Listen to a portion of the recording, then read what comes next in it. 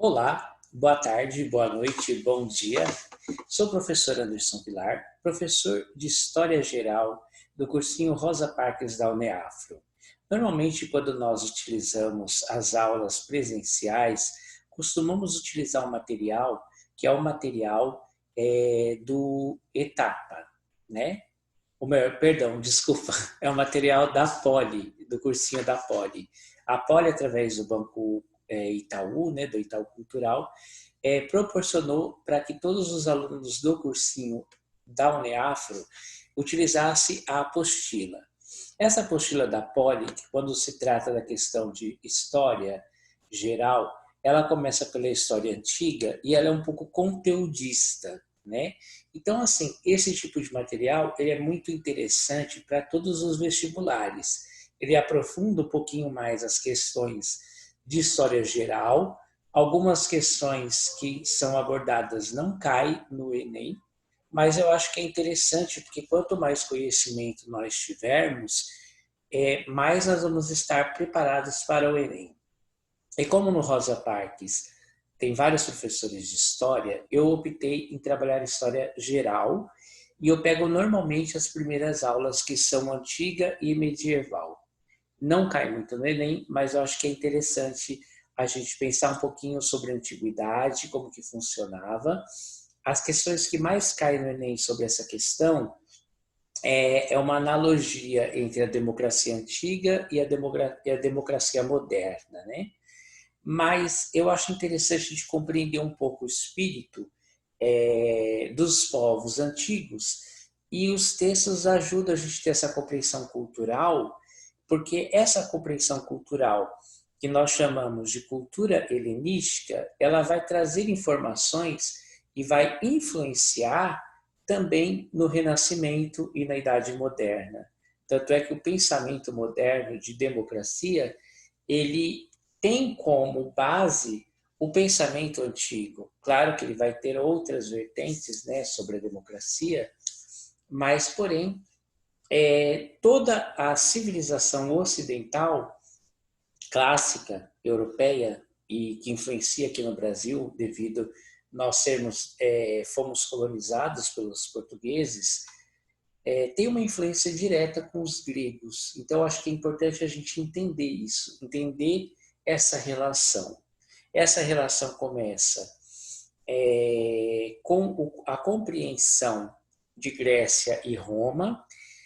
Essa compreensão ela vai nos levar para o latim, que forma a língua portuguesa, e eu gostaria de destacar alguns textos literários que eles são fundantes para compreender a civilização antiga. Esses textos literários, eles são fontes também históricas e importantes para a gente compreender a antiguidade.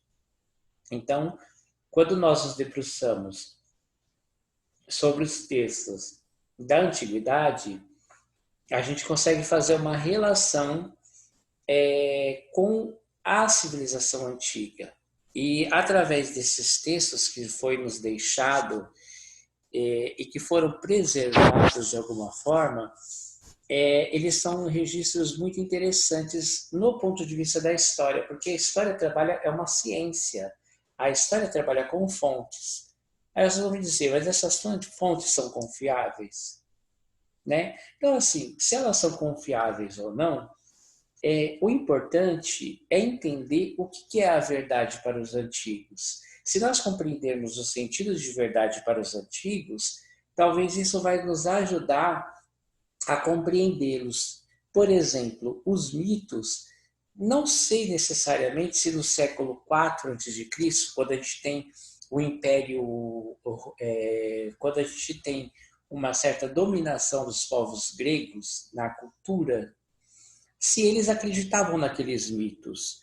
Mas o que é o acreditar para os antigos? Será que tem o mesmo sentido do que é o acreditar para nós hoje?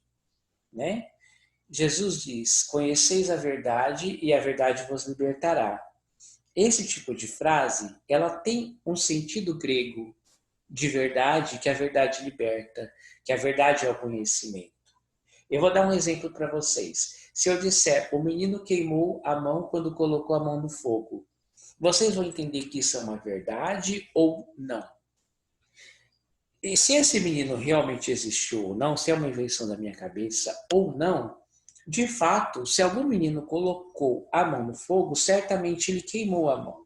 Então, isso, apesar de ter sido uma ficção criada da minha cabeça, nesse exato momento, existe um sentido de verdade. Porque se algum menino colocar a mão no fogo, ele irá queimar a mão.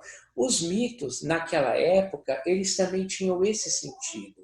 A busca pela verdade, ela é diferente do que nós entendemos por verdade hoje. Então, eu gostaria de destacar, por exemplo, a obra da Odisseia, né, de Homero, e a obra de Ulisses. Essas duas obras, elas são interessantes porque elas destacam como que os gregos concebiam a questão. O que ajuda a gente a entender na história? Ajuda a gente a entender como que os gregos concebiam a questão de justiça, de lógica, o pensamento lógico, o pensamento racional. Ajuda a gente a compreender esse prazer que os gregos tinham pelo conhecimento, pelo saber, a busca pelo saber, né? E também a questão voltada para a estética, que é a beleza, né? Então, tudo isso são contribuições que os povos gregos nos trouxeram, né? Como nós sabemos, os povos gregos, então, assim, só para fazer para não perder aqui o raciocínio, a importância das obras, a Ilíada, a Odisseia, vai nos compreender, vai nos ajudar a compreender esses requisitos para a gente entender a civilização antiga, e também a obra Eneida do Virgílio, que já aparece um pouco mais posteriormente, mas que, a pedido de um imperador, que é o Otávio Augusto, o Virgílio vai criar uma obra fictícia também com esse mesmo com essa mesma característica da Odisseia, que é a busca pela verdade, a busca por uma construção de um conhecimento de uma civilização e uma exaltação dessa cultura e dessa civilização que tem por princípio os antigos gregos, né? Então, vê como está ligado uma coisa com a outra, né? E isso vai nos levar ao cristianismo mais futuramente. Muitas coisas do cristianismo têm influência grega, né? Os hebreus, os antigos hebreus, dos quais a gente tem os seus relatos na Bíblia, os eruditos, eles tinham acesso a Platão, a Sócrates, aos filósofos gregos, né?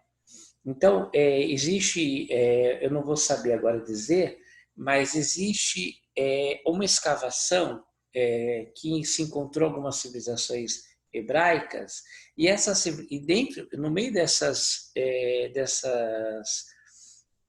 escavações se encontrou a obra de Platão, a República, por exemplo. Então, só para vocês terem ideia de como é importante essas obras e como elas influenciaram todo um tipo de pensamento que a gente tem até hoje, né?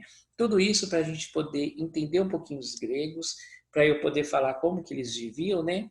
Não sei se vocês sabem, mas o conjunto de ilhas que formam a Grécia era chamado de Hélade, né? E essa Hélade, ela era composta por várias polis. E essas polis, que eram as cidades, estado, eram cidades independentes que tinham um governo próprio, mas ao mesmo tempo tinha a mesma língua e a mesma religião politeísta, acreditava em vários deuses.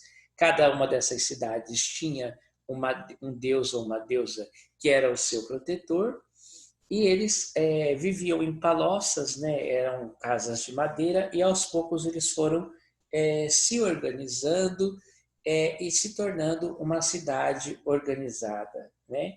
Nessa cidade organizada, que a gente chama Atenas, por exemplo, cada uma tem uma característica, ela vai desenvolver a democracia, né? Que a gente vai estudar um pouquinho mais para frente. Então, daqui é só para vocês entenderem um pouquinho da importância de a gente ter contato com as obras antigas e que a gente possa compreender um pouquinho o texto da apostila lá no começo, quando fala sobre os povos gregos E assim que der, eu pretendo já gravar sobre os romanos e comentar um pouquinho o texto que está lá na apostila. Então, é importante ler os clássicos, como a Odisseia e a Ilíada. A Odisseia vai contar a história de Ulisses, que veio da guerra, né, da guerra de Troia, e volta para Ítaca.